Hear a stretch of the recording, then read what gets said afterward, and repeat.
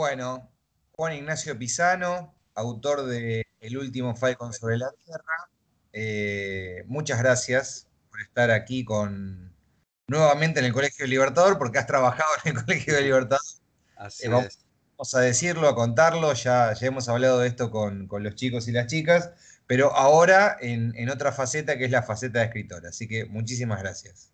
No, gracias a vos, Emi, por la invitación. Para mí un placer enorme. Primero que hayan leído la novela y después estar acá. Bueno, la novela la pensé y se enmarcó en una unidad de relato posapocalíptico, dentro de los cuales la leemos en clave distópica, por supuesto, y acompañada, digamos, acompañada de otros textos, pero bueno, esta ha sido la novela obligatoria después de trabajar bastante con esta idea de lo posapocalíptico y por el otro lado con alguna reflexión que haremos, imagino, sobre el final y que tiene que ver con este presente. El futuro llegó hace rato, por cierto, que presenta muchas cosas que están presentes en tu novela y también al mismo tiempo que están presentes en las distopías, digamos, las distopías cinematográficas que hemos hablado con los chicos de ambas burbujas y literarias también, que ya las vemos hoy en día transcurrir, ¿no? Con lo cual Sí, es extraño hablar de ciencia ficción, pero bueno, estamos en ese curso, ¿no? Estamos en ese curso. sí, sí. Bueno, Juan, tengo muchas preguntas de nuestros alumnos. Voy a hacerte 8, 9, ¿sí? Las más neurálgicas de cada grupo. Ellos se han dividido en grupos y han formulado preguntas, algunas desde lo más general hasta lo más particular de cuestiones muy puntuales que tienen que ver con la novela. La primera, y como para romper el hielo, dice lo siguiente: ¿por qué elegiste el formato novela para retratar tu obra? Eh, y si tuviste en mente otro formato, otro soporte que no sea la novela, pensando en la narrativa breve, ¿por qué no en la poesía? ¿Por qué no en el teatro? Bueno, la novela es un género que elegí hace ya unos años, que esta no es la primera novela que escribo, sí la primera que publico, pero vengo escribiendo hace bastantes años. La última etapa que escribí cuentos fue hará 12, 13 años que me sentía más atraído por el género cuento, pero ahí y tuve mi segundo intento de escribir una novela por esa época, que tuve un borrador terminado, pero que no avanzó de ahí. Y a partir de ahí, no sé, me decidía que iba a escribir siempre novelas, porque es un género con el que me siento más cómodo. La novela, al ser un poco más extensa, da más espacio para desarrollar distintas cuestiones, distintas aristas de la historia. El cuento lo podemos pensar como, a mí una vez en un taller me lo definieron así, como una piedra que cae en un estanque, ¿no? Es como el estanque está tranquilo, el cuento cae en el estanque y modifica todo para siempre. El cuento tiene que tener como esa concretud, ¿no? Esa cosa de un conflicto resolverlo y tener ese efectismo, digamos, del final, ¿no? Es como una forma del cuento, del relato breve. Que lo intenté, de hecho algún que otro cuentito también mío salió publicado, pero después desistí. Ya hace 12 años que todo lo que intento escribir de literatura es novela. Algo de poesía también, pero bueno, esa parte aún no la muestro. Pero para escribir algo así, una historia y sobre todo distopía, es el género que más me gusta, a mí además para leer. Así que pasó, digamos, exclusivamente por una cuestión de afinidad personal del género. Gusto por un lado y por otro lado, que es el género en el que mejor me siento para escribir una historia. Bueno, Básicamente por eso. hay que decir también que escribís ensayos, ¿no? Que Y sos escribo ensayos, ensayista, sí. ¿sí? Desde hace muchísimo tiempo y que quizás, que es un soporte que nuestros alumnos conocen también, Mm, es la gran batalla, ¿no? Porque el ensayo sea ficcional también, ¿no? Que es mm, lo más complicado, ¿no? Ganarle ese estatuto de ficción, ¿no? Que tiene la narrativa al ensayo. sí. Bueno, nuestros alumnos te leyeron, pero también leyeron entrevistas, ¿sí? Y un grupo dice lo siguiente: en una entrevista Mm, contaste que en la obra había relatos de tu historia personal. mm. Llevado a un personaje, ¿cuánto hay plasmado sobre tu historia personal y cuánto ficcional? ¿Sí? Bien. Bueno, hay bastante. Yo, a pesar de que tal vez me gusta escribir cuando escribo literatura estos géneros, ¿no? Que parecen tan distanciados de la vida personal de cada uno, siempre algún anclaje biográfico hay. Como una pata, un punto de, no, de anclaje sobre el que hago pie para poder escribir la historia. Y aparte también es así como, digamos, se mueve mi deseo de escritura, ¿no? También por cosas que a uno lo motivan, lo mueven, lo movilizan, le hacen sentir afectos diversos, ¿no? Como puede ser el amor o la bronca, o distintas cosas que tienen que ver con la vida personal. Por supuesto está absolutamente disfrazado.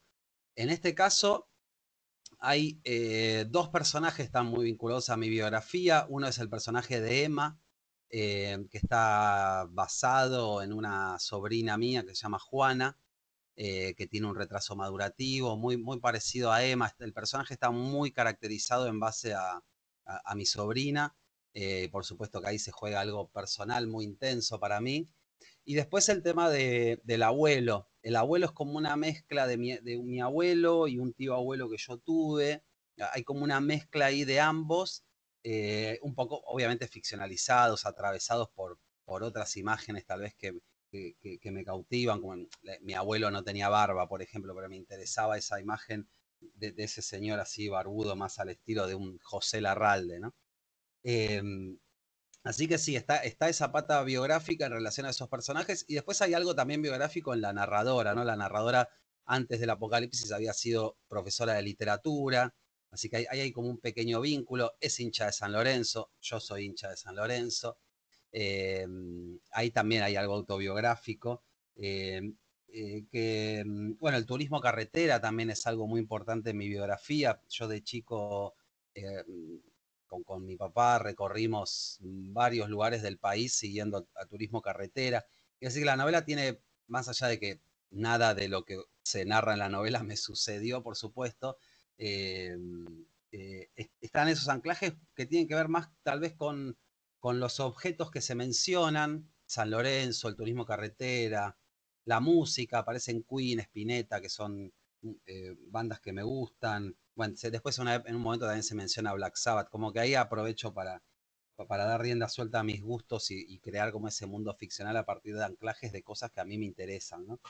Em, Así que está toda esa pata ficcional muy disfrazada, muy deformada por la historia, digamos. No hay nada que haya pasado directo. Pero sí hay un fuerte anclaje por ese lado, que me parece que tiene que ver con cuestiones. Sartre, Jean-Paul Sartre, un escritor, filósofo, decía que para escribirse había que demoler la propia biografía y construirla de nuevo, ¿no? Que la escritura era como esa reconstrucción. No sé si adheriría tan fielmente a eso, pero me parece que siempre hay algo, ¿no? En lo que uno hace, y sobre todo si lo hace con pasión y deseo, hay algo de la propia vida que digamos, se va como derramando en el texto. Por supuesto, ahí yo no, sí marcaría la cuestión de que no, eso no implica que una novela, ¿no?, pueda tener una interpretación biográfica, en el sentido de que el sentido de la novela se justifica en mi vida, ¿no? La novela existe ahí, aparte de mí, y es un objeto fuera que cada uno puede leer, tomar, interpretar y darle el sentido que su lectura le habilite. Pero están estos cruces. Hay una pata, sobre todo lo biográfico, vinculado a lo afectivo, diría, ¿no? Hay como un fuerte anclaje afectivo que a mí es algo que me moviliza para escribir también. Hay dos preguntas que van un poco de la mano con esto que vos mencionabas, que tienen que ver justamente con la reescritura de lo biográfico en lo ficcional. Una que, de dos grupos distintos, ¿eh?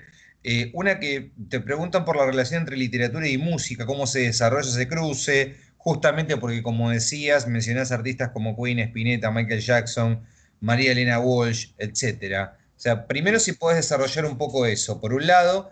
Y por el otro lado, hay una frase que destaca un grupo, que es: la esperanza adquiere a veces unas formas muy extrañas. Si esto podría de alguna manera allanarse o llevarse al momento actual.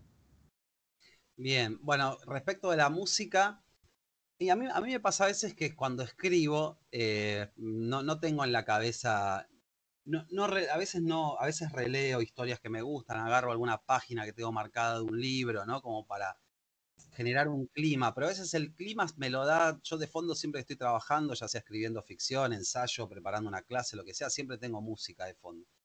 Así que muchas veces lo que va como, esa melodía es como, como que genera un clima, un ambiente, incluso como una especie de cadencia que se va como colando en el trabajo.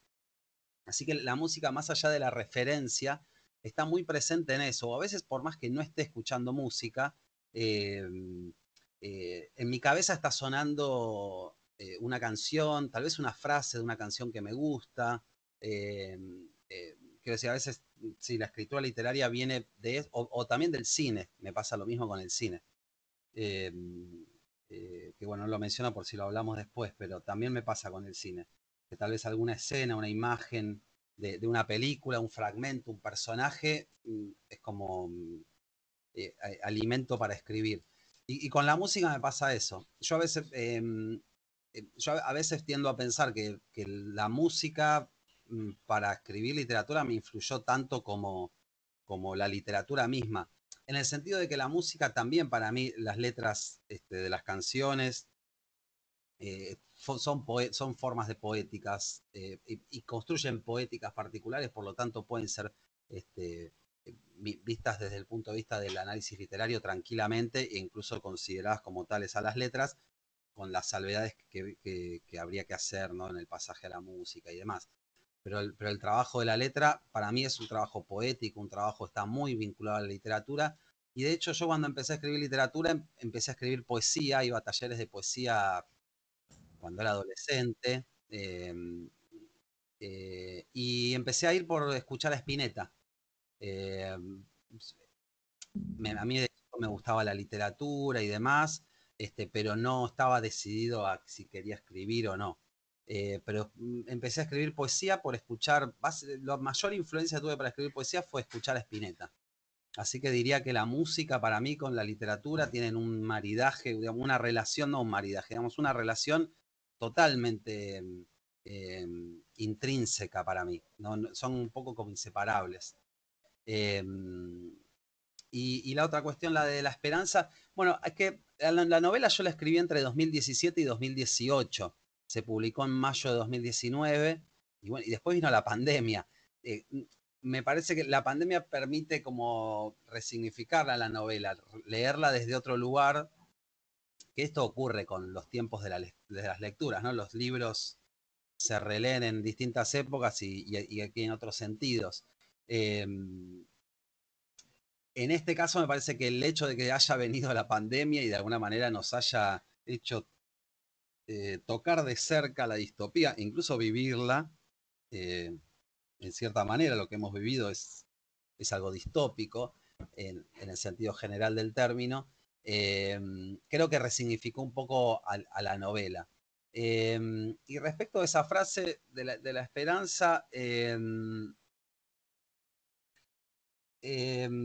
creo que un poco con la pandemia tal vez se puede conectar en el sentido de que a veces creemos, y esto me parece que la distopía es algo que nos viene como a hablar siempre de cosas como esta, a veces tenemos como la convicción de que vivimos como en un mundo seguro, tranquilo, donde más o menos está todo acomodado, todo en orden, y estos momentos nos vienen a señalar que si bien hay cierto suelo firme sobre el que nos podemos parar, al mismo tiempo, este, eh, digamos así, hay ciertas fisuras en nuestros estilos de vida, en nuestras sociedades, que en estos momentos quedan más expuestas. Y a veces que entre esas cosas no hay soluciones prefijadas, hay que este, avanzar, improvisar y buscar la mejor solución en un contexto determinado. Y bueno, a veces me parece que la frase tiene que ver con eso, que es un poco lo que les pasa a los personajes. que de golpe se ven como enredados en una serie de hechos que no tenían anticipados ni previstos en una vida, por supuesto, como la que ellos tienen. Eh, y bueno, y a veces se abren como grietas de esperanza en espacios en los cuales no las esperamos encontrar. Bueno, por ejemplo, en la novela con la aparición del Falcon, ¿no? Que es algo como absolutamente imprevisto que aparece y de golpe empieza como a reorganizar todo. Bueno, Eh, tengo dos preguntas sobre el Falcon, justamente, dos grupos distintos, pero parece nada, que estamos en una cierta sincronía muy fuerte, en una conexión, digamos, porque un grupo te pregunta, considerando la negativa historia del Falcon, la trágica historia del Falcon en la historia argentina, ¿por qué decidiste representar algo positivo? O sea, ¿por qué lo describís como algo positivo, como lo es la esperanza, ¿sí? Con este mismo vehículo? Fíjate vos. Bien, no, excelente pregunta, me encanta. No, pues es un tema que pensé mucho, obviamente. Primero voy de nuevo, estas cuestiones, a veces pequeños anclajes pasionales que tienen que ver con cuestiones biográficas personales, detonan algo para escribir que, bueno, después adquiere otras dimensiones y, bueno, y el texto cuando se publica ya el significado de lo que eso puede tener adentro del texto se aleja mucho de quizás de lo que uno pensó inicialmente. El Falcon estaba ahí, apareció el Falcon porque yo soy hincha de Ford. En turismo carretera soy hincha de Ford y no iba a poner un Chevy en primer lugar. Eh, pero, pero después, obviamente, que al toque, cuando pensé en el Falcon, dije, esto va a tener repercusiones de sentido en la novela, no repercusiones, porque cuando yo escribí la novela no tenía ni la certeza de si le iba a publicar o no, pero sabía que en el texto iba a repercutir en el sentido y aposté a jugar con eso. Y ahí pienso, sí pensé así como a posteriori dos cosas. Por un lado, eh, tal vez este gesto de haber tomado al Falcon y haberlo resignificado hace 30 años, no sé si hubiera sido realizable, en el sentido de que tal vez no hubiera sido pensable o a veces las ideas también tienen que ver con los contextos, ¿no? Eh, y si se hubiera hecho, hubiera adquirido otros sentidos, me parece. Eh, Hoy, pasados bastantes años de la dictadura y con todo un trabajo en el medio de un montón de gente que hizo cosas muy positivas en ese sentido, con juicios muy avanzados, con condenas, ¿no? Con todo un andamiaje simbólico que se pudo, con las marchas de todos los 24 de marzo, ¿no? Con todo un andamiaje simbólico que se pudo construir para resignificar esa etapa eh, desastrosa de nuestra historia reciente, eh, me parece que habilita a poder jugar de otra manera con esos elementos, en el sentido de resignificarlos, reapropiarlos, y tal vez esto incluso podría tener que ver con la frase que decían recién, ¿no? De que la esperanza adquiere unas formas extrañas y a veces adquiere la forma de un Falcon en Argentina. Eh, y en ese sentido, también a mí había como una apuesta personal que eso también capaz tiene que ver con algo, no con algo personal, pero sí con cosas que tienen que ver con el ambiente, el medio en el que uno se mueve, y también lo que ha surgido a mí en los últimos años me parece que ha habido como una revitalización de la reivindicación del Falcon como objeto desde sectores de derecha y horribles, además, no solo de derecha, sino horribles, que se ve, por ejemplo, yo lo noto, lo veo en grupos de WhatsApp, en algunos en los que ya no estoy, pero donde se mandaban eso como chistes, ¿vieron? El Falcon como un chiste de Como un meme, sí. como un Como un meme, meme, pero un sticker, sí. chiste, porque se puede usar el meme, pero en determinado contexto y con determinado significado, pero ya como con cierto gesto de chiste reivindicativo, a mí me daba como mucho escozor y mucho rechazo, por supuesto, y en cierto sentido dije, el Falcon es un objeto como cualquier otro, muy cargado simbólicamente, pero ¿por qué dejarle el pleno uso del Falcon como objeto, que aparte para la historia argentina, más allá del uso de la dictadura y de la policía en ese contexto, tiene otras variantes también de sentido? ¿Por qué dejarles que se apropien de esa manera a los fascistas del Falcon, ¿no? era como una apuesta por ese lado, decir, bueno, también un objeto puede ser resignificado, reapropiado y reutilizado en otros sentidos, más allá de las múltiples determinaciones que jueguen sobre él a la hora de acercarnos a ese objeto. Y bueno, entonces tal vez tiene que ver con la frase que hablábamos antes, ¿no? Mm. De la esperanza, unas formas muy extrañas, y bueno, a veces la esperanza también se eh, puede ayudar a resignificar un objeto como ese. Esas eran las dos cosas principales, ¿no? Sé que Claro. traía esto en la novela hay un determinado momento donde el abuelo tiene un sueño y dice, estábamos paseando con el Falcon por el barrio, estaba todo como antes, pero en secreto, ¿no? Hay como deslicé alguna que otra cosa, Claro. eh, pero bueno, en sí esas dos cuestiones.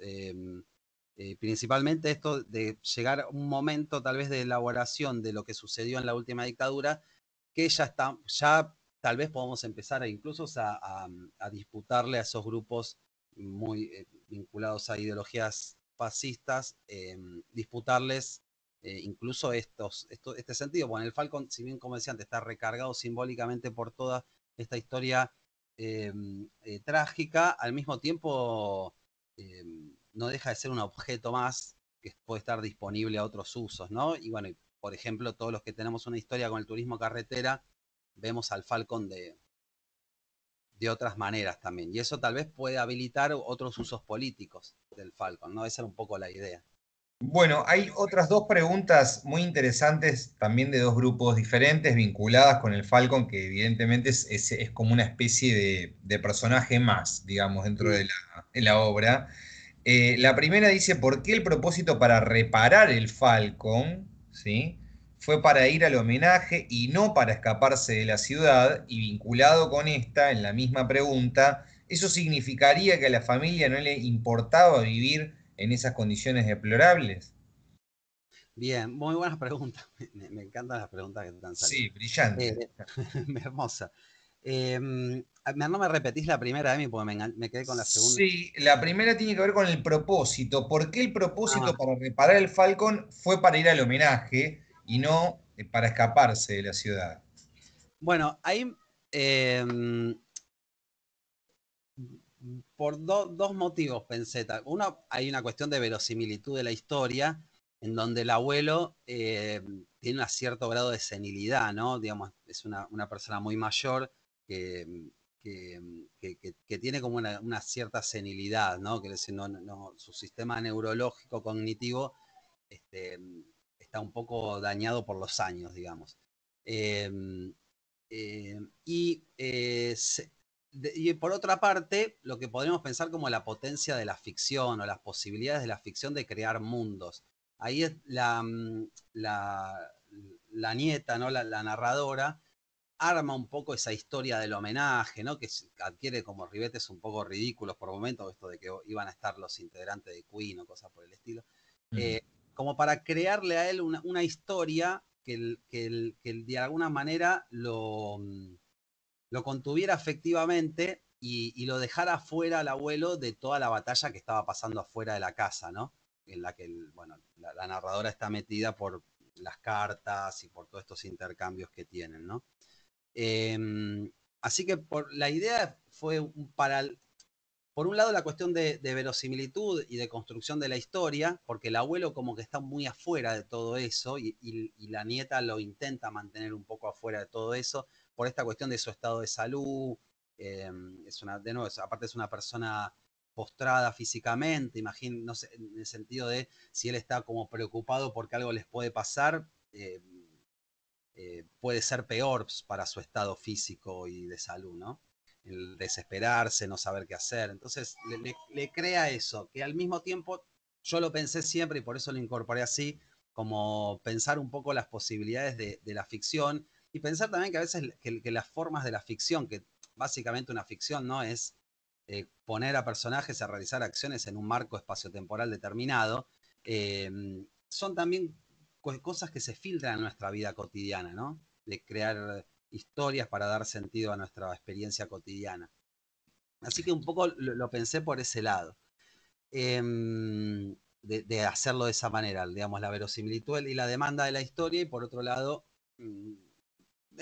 ingresar solapadamente cierta idea sobre la ficción.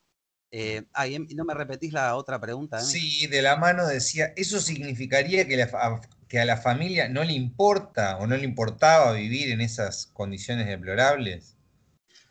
Yo diría que la familia estaba como ya resignada, que esas eran las condiciones de vida, ¿no? Por eso eso capaz lo quise poner a partir de ciertos detalles como que el abuelo se pone contento si lo que viene en la caja es una polenta con gusto a queso, ¿no? Eh, Mm, como, como que ellos están tan ayornados a esa vida deplorable que llevan y tan sin esperanza de que pueda transformarse, que van logrando pequeñas alegrías en esas cosas cotidianas que tenían que ver con la comida que reciben, si tienen un poco de batería para escuchar una canción o ver una de las carreras viejas del abuelo, ¿no? Eso está un poco para construir también la idea de esta familia que está totalmente adaptada a esas condiciones deplorables de vida y resignado a que eso es su vida, y que de claro. golpe eso empieza a transformarse cuando, bueno, creo que esta frase que ellos eligieron, que es la de la esperanza, que está en la contratada también, es como, nos estuvo acompañando todo el tiempo, ¿no? Pero hasta que Sí. pasa eso y se despierta como una chispa de esperanza en la que, por ejemplo, el personaje de Perú también tiene mucho que ver, ¿no? Bueno, hay otro grupo que en ese andamiaje posapocalíptico te pregunta justamente cuál es el motivo del intercambio de batería, de que el intercambio de baterías sea moneda corriente, ¿no? O sea, de que las baterías, ¿sí? Las baterías sean moneda corriente en el relato. Imagino como una cierta repetición en ese sentido. Sí, y bueno, eso, yo lo que imaginé primero era un mundo donde no había intercambios económicos, pero Mm, bueno, cuando en el mundo no había intercambios económicos, había intercambios de alguna otra manera, ¿no? Es como claro. la comunidad humana misma nace del intercambio, bueno, así lo dicen los antropólogos también, ¿no? Eh, que todo empieza por intercambios entre tribus y ahí se van formando comunidades. De alguna manera intercambio tenía que haber al mismo tiempo, porque si no, no era verosímil, o tenía que construir un escenario tan apocalíptico que ya no hubiera ni la más mínima conexión. Pero, por ejemplo, si vemos otras historias apocalípticas, estoy pensando en The Walking Dead, por ejemplo, Por ejemplo. que de golpe empiezan a formarse comunidades y el intercambio es lo primero que nace, ¿no? Y cuando pensé que se podían intercambiar, y bueno, tenían que ser cosas valiosas. Y en un mundo así posapocalíptico respecto de nuestro mundo presente, donde la tecnología estaba tan a la orden del día, yo sentía que un poco de energía para poder usar esos dispositivos era como agua en el desierto, ¿no? Porque fíjense, ellos tienen todo su vida previa, sus recuerdos, su archivo personal, su memoria, está toda encapsulada en esos dispositivos, ¿no? Los pendrive, donde el abuelo tiene sus carreras o donde están las canciones que escucha ella. Sin energía no pueden acceder, es como que sin energía pierden definitivamente todo contacto con su vida anterior, más allá de las fotos que tienen, ¿no? Pero sería como que hoy en día nosotros perdemos de la posibilidad de acceder a fotos digitales, a los videos que filmamos, o a la música que escuchamos, películas que nos gustan. Y eso les da como, son como pequeñas dosis de vida, ¿no? Es eh, como pequeños momentos de placer que ellos pueden seguir teniendo gracias a la energía. Eh, y bueno, y ahí ellos tienen un objeto de intercambio que son los cultivos de la narradora. En primer lugar, bueno, y después el tema de la escritura y lo que ella puede ofrecer para esa Claro. dinámica micropolítica del lugar. Bueno, hay dos personajes que también se han llevado, como el Falcon, digamos, en ese sentido, han ocupado una parte vital, ¿sí? Y se han llevado el protagonismo para, al menos para nuestros alumnos. El primero es el abuelo, por eso transmito la pregunta del anteúltimo grupo. ¿Qué rol cumple el abuelo, ¿sí? En la historia? Y esta idea de si el abuelo podría ser como un vaso conductor, una vena entre el pasado, ¿sí? Y el futuro, y si se puede comparar, ¿no? El próspero viejo mundo con el actual en decadencia. Eso dice la pregunta, ¿no? Lo cual me parece sumamente interesante.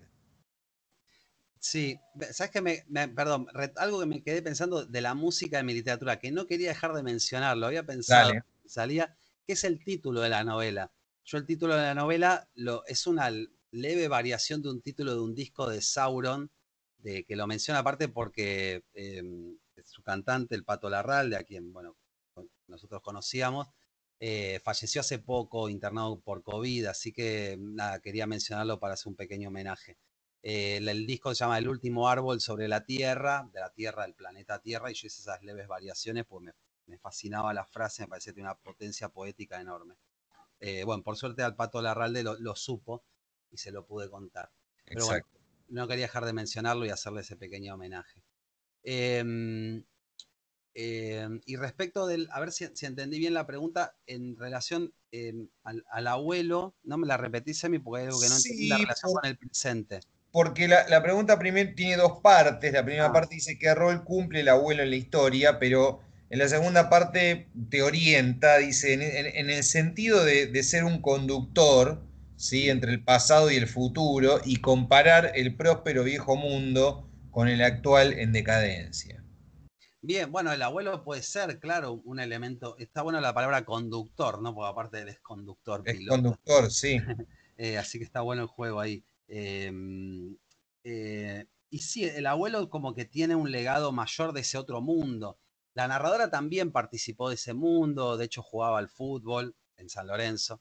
eh, y tenía una participación, pero el abuelo es como el que trae más la memoria de ese mundo, ¿no? Está buena la pregunta, porque ahora que estoy pensando, hay como escenas en las que el abuelo parece traer ese mundo anterior. eh, por ejemplo, al principio, cuando habla de que se acuerda de la primera vez que mordió un caramelo masticable, ¿no? O de cosas que va recordando. Él es como una especie de enlace Mm. entre, entre ese viejo mundo y la situación en la que están viviendo. Y en cuanto al rol, y bueno, el abuelo es, de alguna manera había una necesidad narrativa de que alguno tenía que saber cómo arreglar el auto. Y después, también, en realidad también esto tiene que ver con cómo nació esta novela. Esta novela nació, iba a ser antes una novela realista, era la segunda novela realista que intentaba escribir y la desistí. Era una historia de un señor mayor en un geriátrico, que es la primera escena de la novela, cuando la nieta va y lo va a cambiar, esa era la primera escena, y después derivó a esto. Así que el personaje del abuelo de una manera estaba desde el inicio por ese cambio inicial. Eh, y la que se agregó después fue Emma. La idea era construir o narrar esta historia haciendo un mundo distópico, pero que se narrara desde una persona que tiene como de una situación muy, porque la historia se podía haber narrado también de uno de los pibes del Chile mismo, o sea, podía haber adoptado cualquier punto de vista, pero decidí ese punto de vista por una cuestión de que los personajes partieran de una situación absolutamente difícil, no más allá de lo difícil del contexto, que la situación de ellos sea particularmente difícil, ¿no? Porque en ese sentido la narradora es una persona que tiene a cargo a dos personas aparte, ¿no? A Mm. Emma, la sobrina, con el retraso madurativo, que por supuesto no se puede valer por sí misma, y tampoco el abuelo se puede valer por sí mismo, porque está prácticamente postrado. Así que diría que el lugar o el rol del abuelo tiene que ver con eso, con esa necesidad narrativa, pero al mismo tiempo porque estuvo en la historia desde el principio y en ningún momento pensé en sacarlo, sino agregué a Emma para que la situación se vuelva más difícil todavía Claro, para ellos. claro.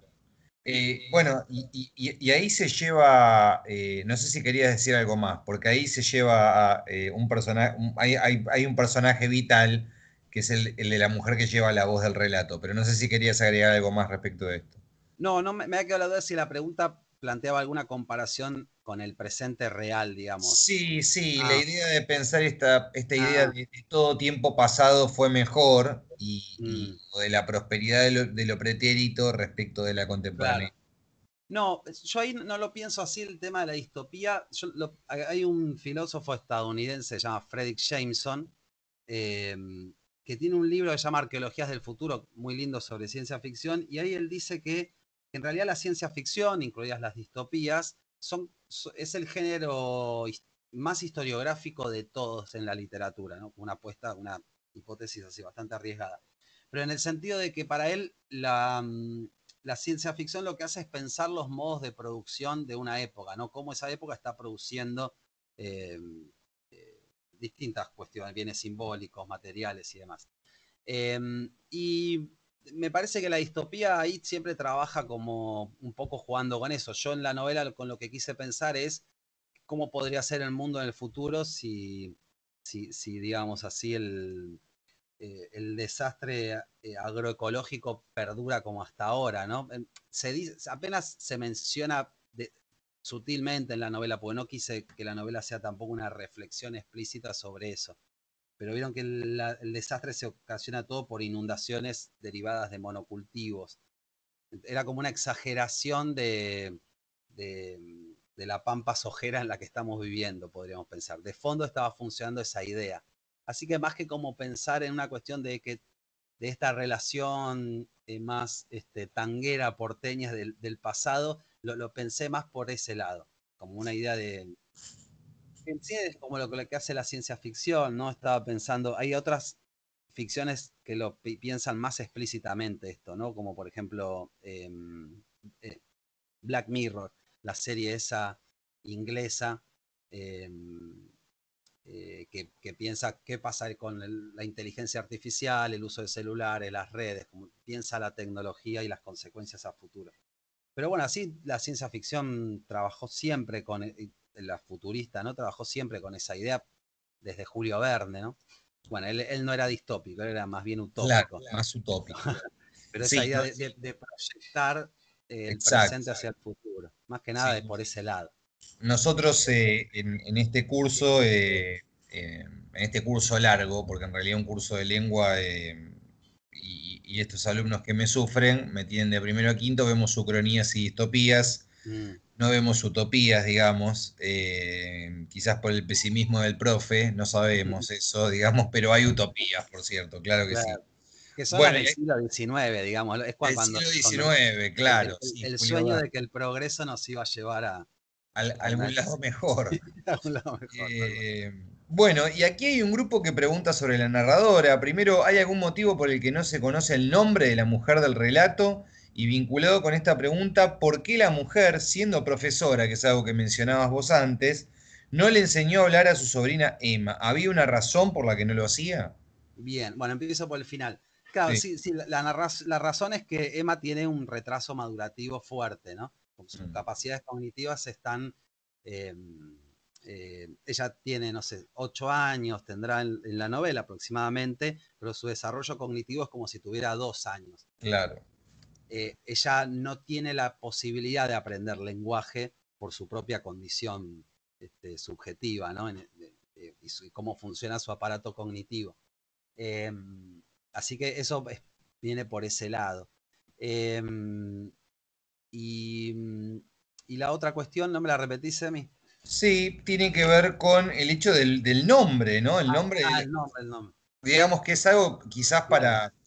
para quienes estamos buscando, será por una cultura de lectura, imagino, ¿no? Mm, De buscar el nombre, de ponerle un nombre al personaje, identificarse con ese nombre, ¿no? claro. Bueno, en sí, como que el único personaje que tiene nombre así reconocible es Emma, ¿no? El abuelo es el abuelo, ella es la profesora. No, decidí no ponerle nombre para que quede eso un poco así en la nebulosa, también para mostrar como, o querer como mostrar formalmente el grado de deterioro subjetivo, e identitario que ellos sufrieron por la situación que están viviendo. Claro, Eh, y que, digamos, sí son más nombrados por cómo son vistos por el resto, ¿no? Que lo dicen la profesora, el abuelo, a la identidad que ellos tenían previamente, que digamos estaría como diluida o perdida en esta nueva vida. Lo decidí formalmente para generar como ese clima un poco más nebuloso, más borroso en cuanto a su identidad y para marcar también como la construcción de una nueva identidad en esa nueva realidad, ¿no? Ella es la profesora y el abuelo es el abuelo, como como si hubieran sido rebautizados en ese nuevo mundo que les tocó vivir. Eh, lo hice de esa manera pensando en eso, ¿no? En marcar ese corte.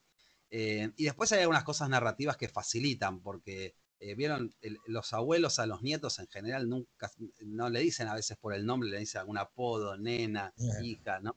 Entonces ahí no la nombra, ella no se nombra a sí misma, Perú no habla, la nena no habla y los de afuera le dicen profesora. Así que además hay como una imposibilidad de la narración misma. Podía haber puesto que el abuelo le dijera un nombre en algún momento, pero preferí dejarlo así, precisamente para generar como una nueva identidad construida a partir de la nueva situación, y recibida esa nueva identidad por la misma situación. Lo dejé un poco en esa forma por eso, ese es el motivo, digamos, motivo más Bu- formal que otra cosa. Bueno, Juan, vamos a tener que ir cerrando por la Bueno, extensión de la entrevista, podríamos quedarnos horas. Esta entrevista iba a ser presencial, con vos en la mm, escuela, después iba a ser virtual y ahora terminó siendo asincrónica, digamos, bueno, pero se pudo llevar adelante. Para mí es muy interesante que los alumnos y las alumnas tengan la posibilidad de al menos interactuar, ¿sí? De esta manera, pero interactuar con autores vivos, ¿sí? Para pensar la literatura como un arte contemporáneo, vivo, presente, ¿sí? Y mm, que tiene un anclaje muy fuerte, sobre todo la ciencia ficción, que en este último tiempo, insisto, será razón del presente que estamos viviendo, este presente continuo. Creo que no, digamos, creo que es un viento de cola, hay que decirlo, la literatura argentina está muy vinculada con el terror, la ciencia ficción. Últimamente son géneros que están muy, muy cabalgados. mm. Queremos agradecerte desde el Colegio Libertador y de este espacio de lengua y literatura, del cual fuiste docente en una parte reciente de la vida del colegio, que hayas participado y esperamos el próximo año tenerte en la escuela. ¿Sí? Me encantaría poder ir y nada, gracias por la invitación, Emi, gracias a los chicos y las chicas por la lectura. Para mí esto que decía Emi, que la literatura como algo vivo, ¿no? Y uno que capaz tal vez viene trabajando en la literatura hace ya, no sé, no quiero ni decir el tiempo, pero, pero digamos desde el ingreso a la carrera de letras ahora ya van casi 2 décadas y de golpe se puede publicar una novela y que lo lean en un colegio y que formulen preguntas, para mí es algo maravilloso. Así que disfruté mucho, es hermoso que me haya convocado, así que nada, gracias a ustedes por la invitación y por la lectura y gracias al colegio y sin duda, cuando se pueda, encantado voy a estar si me invitan de nuevo, por supuesto. Bueno, Juan, vamos a detener la grabación, nos quedamos un minuto y luego nos despedimos. Gracias de vuelta. Gracias a ustedes.